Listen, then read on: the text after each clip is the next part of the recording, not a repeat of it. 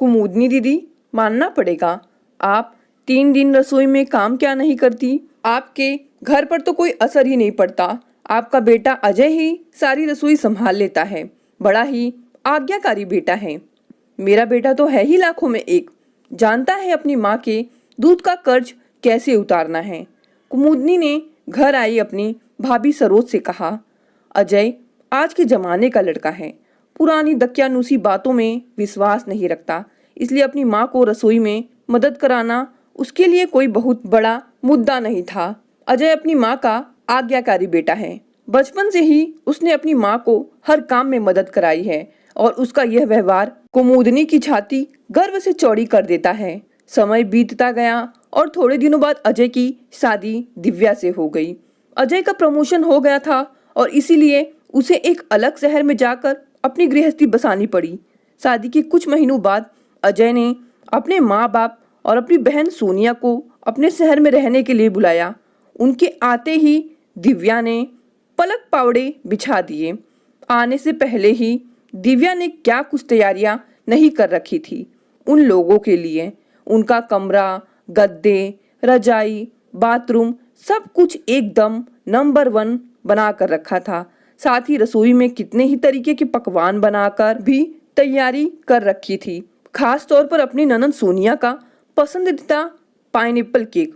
और जिस दिन ससुराल वाले आए थे उस दिन तो दिव्या ने अपने पूरे घर को ही सजा रखा था। ऐसी खातिरदारी देखकर कुमुदनी खुशी से फूली नहीं समा रही थी। छुट्टियों के दिन थे इसलिए अजय के पास बहुत वक्त था और 5 दिन अपने घर वालों को खूब अच्छे से घुमाया।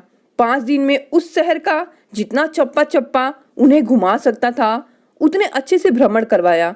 वहीं दिव्या ने एक भी दिन अपनी सास को रसोई का एक भी काम करने नहीं दिया। उनके कहने से पहले ही दिव्या उनके लिए आगे से आगे तैयारियां करके रख देती थी। अगले दिन सोमवार था।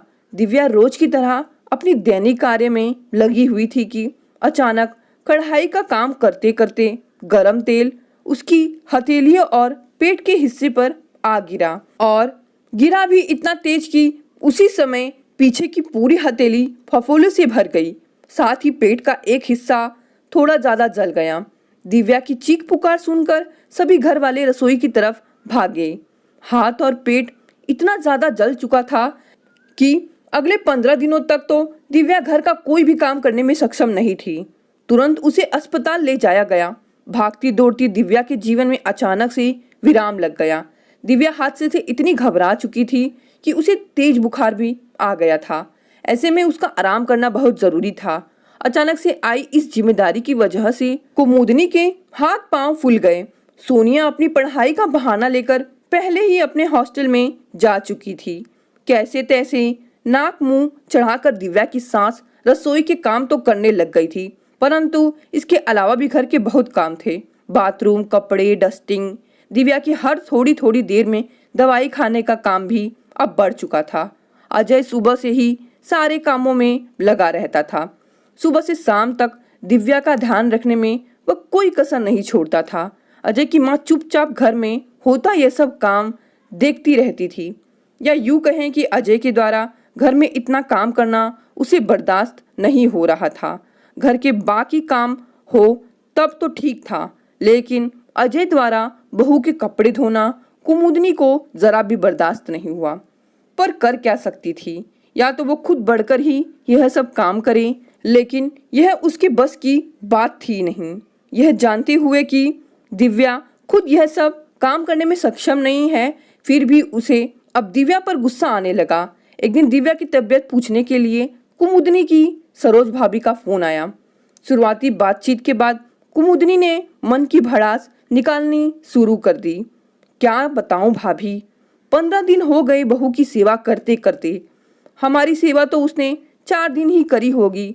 पिछले 15 दिनों से तो मैं ही उसकी खातिरदारी कर रही हूँ और नाम हो गया है कि हमारी सेवा करते करते उसका हाथ जल गया। तो क्या अकेली आप ही सारा काम संभालती हैं दीदी? सरोज ने पूछा। कहाँ, मेरी अब ऐसी उम्र कहाँ कि सारा काम संभाल सकूं। वह तो मेरा बेटा है जो मेरी बहू की सेवा में लगा रहता है। बेचारा क्या कुछ नहीं करता उसके लिए, गुलाम बना हुआ है उसका। मानोगी नहीं भाभी तुम, उसके नहाने और कपड़े धोने का काम भी अब अजय ने ही संभाल रखा है। मेरे बेटे की नसीब की तो क्या बात कहूँ, बेचारे के जीवन में लाचारी लिखी थी, वो उसे सहनी पड़ रही है। क्या दिन आ गए भाभी, हमारे कुछ हो जाता था तो हमारा पति एक चम्मच भी उठाकर नहीं रखता था, और यहाँ देखो ऐसी भी क्या जली है। जब घर में करने वाले इतने लोग दिख जाएं तो अपने आप ही शरीर अधर तारा तीन तारा बन जाता है। बात कर कुमुदनी ने फोन रख दिया। फोन रखकर पलटी तो देखा सामने बेटा अजय खड़ा था। माँ, आपने अभी यह सब क्या कहा सरोज मामी से? अजय के बोलते ही उसके पिताजी बीच में बोल पड़े।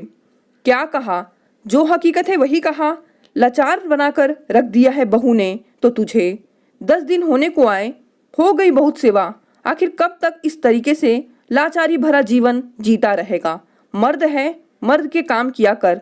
इतनी ही सेवा करना ठीक है। अपने काम वह खुद ही कर लिया करेगी, और पाँव में थोड़ी ना लगी है तो चल फिर नहीं सकती, और फिर घर के छोटे मोटे काम तो निपटा ही सकती है। आप दोनों ऐसा सोच भी कैसे सकते हैं? आखिर अपनी बीवी की सेवा करने में कैसी लाचारी? माँ, आश्चर्य होता है मुझे यह सोचकर कि यह वही माँ है जो महीने के 3 दिन मुझसे रसोई के सारे काम करा लेती थी, और आज अपनी बीवी की थोड़ी सी सेवा करने में उन्हें लाचारी महसूस हो रही है। तब तो आप सबको बड़े गर्व से कहती थी कि मैं आपके दूध का कर्ज उतार रहा हूँ, और पत्नी की सेवा करके क्या मैं एक पति का फर्ज नहीं निभा रहा हूँ? सोनिया तो दिव्या का हाथ जला उसी दिन से ही हॉस्टल के लिए रवाना हो गई, जबकि उसकी कॉलेज में पढ़ाई तक चालू नहीं हुई थी। जिस भाभी ने उसकी पसंद के खाने पीने, घुमाने, सभी तरीके की जिम्मेदारी इतने दिल से निभाई, उसकी सेवा वह एक दिन भी नहीं कर पाई। और क्या कह रही थी आप मामी से? दिव्या आपसे सेवा करा रही है। अगर रसोई में 2 समय का खाना बनाना सेवा करवाना है तो मां, नहीं चाहिए मुझे आपकी ऐसी सेवा। और हाँ, एक बात और, जब बेटा बनकर आपकी आज्ञा का पालन करता था तो मैं आज्ञाकारी बेटा था, और आज पति बनकर 2 दिन पत्नी की सेवा कर रहा हूं तो यह लाचारी कैसी? आपको लगता है कि दिव्या का काम करके मैं लाचार हो गया हूं, तो इतनी लाचारी और सही, खाना भी मैं ही बना लिया करूंगा। मेरी पत्नी को संभालने के लिए मैं ही काफी हूँ। कुमुदनी को भी अपने बेटे से ऐसे बोल की उम्मीद नहीं थी। जिस बेटे को लेकर वह फूले नहीं समाती थी, आज उस बेटे के मुंह से ऐसे कड़वे शब्द सुनकर उसे अपने ऊपर पछतावा हो रहा था। बात साफ थी, जब बेटा माँ बाप की सेवा करे तो आज्ञाकारी कहलाता है, और पत्नी की सेवा करे तो लाचार क्यों कहलाता है?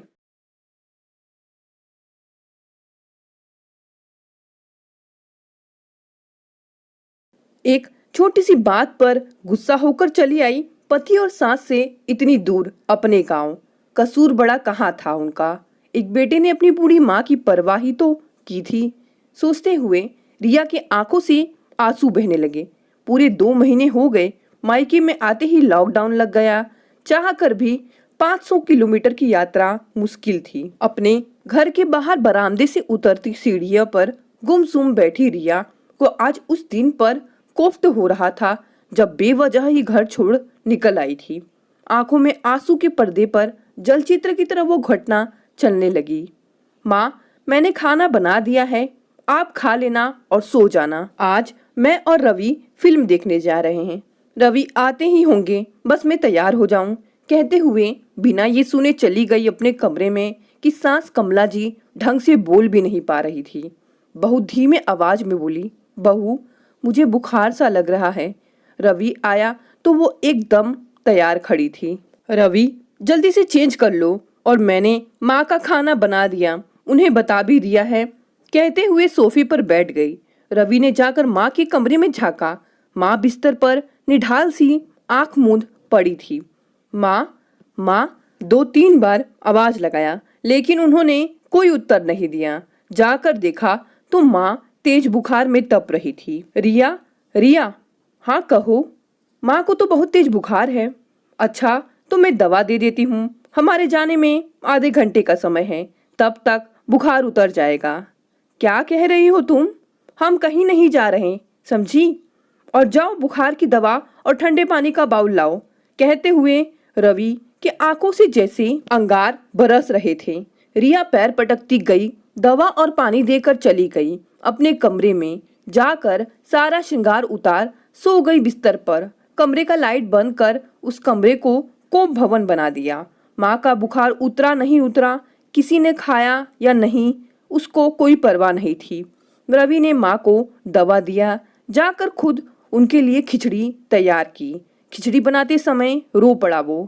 अभी 6 महीने पहले पापा इस दुनिया को छोड़ विदा हो गए। उनके जाने के साथ जैसे माँ का आधा हिस्सा चला गया। सच ही कहते हैं सब, पति पत्नी एक दूसरे के आधे आधे अस्तित्व का हिस्सा होते हैं। माँ जैसे जीना भूल गई। सोच आंखों से आंसुओं का मेला सा उमड़ा और फिर उसने अपने आप को संभाला और जाकर माँ को खिचड़ी खिलाकर उन्हें सुलाया। रिया, उठो, चलो कुछ खा लो। माँ के लिए जो खाना बनाया था, दोनों मिलकर कुछ खा लेते हैं। रिया रिया कितनी बार बोला, लेकिन रिया ने कोई उत्तर ना दिया। निराश होकर वो भी चुपचाप सो गया। सुबह उठने पर भी रिया का मूड खराब था। रिया, क्या है ये सब? एक दिन हम बाहर नहीं गए तो क्या तुम ऐसे रिएक्ट करोगी? माँ के लिए नाश्ता तो बनाओ, उन्हें दवा लेनी है। मेरी भी तबीयत ठीक नहीं है रवि, मुझसे कुछ नहीं होगा। जाओ, जाकर माँ के पल्लू से बंध जाओ, मुझसे बात ना करो। सुनकर रवि का पारा चढ़ गया। माँ अभी भी बुखार में तप रही थी और रिया का ये व्यवहार। रिया, माँ बीमार है, कुछ तो शर्म करो। मैं भी तुम्हारी जिंदगी में हूँ, तुम भी याद करो। एक बात कहूँ रवि, तुम जैसे लोगों को तो शादी ही नहीं करनी चाहिए थी। रिया, चुप हो जाओ। मेरी माँ बीमार है। पापा के जाने के बाद उनकी क्या हालत हो गई, क्या तुम्हें जरा भी मोह नहीं? नहीं, कहते हुए कमरे में गई और जाकर अपना सूटकेस लेकर निकली। मैं 1 हफ्ते के लिए अपनी दादी के पास जा रही हूँ। रवि, खुद जा रही हूँ, खुद आ जाऊंगी, कहते हुए निकल गई, बिना जाने कि रवि क्या कहता है। रवि अवाक सा खड़ा देखता रह गया उसे। एक बार मुड़कर देखा रिया ने, उसकी वो सुनी आंखें। आज तक उन आंखों के अभिशाप को कहाँ भूल पाई वो। 1 हफ्ते का कह कर आई, आज 2 महीने हो गए। सच ही एक अभिशापित जीवन जी रही थी वो अभिशाप जिसने उसने खुद चुना था। समय के साथ अपनी गलती का एहसास हुआ तो दादी से सब कुछ कह दिया। दादी की आंखों से आंसू बह चले।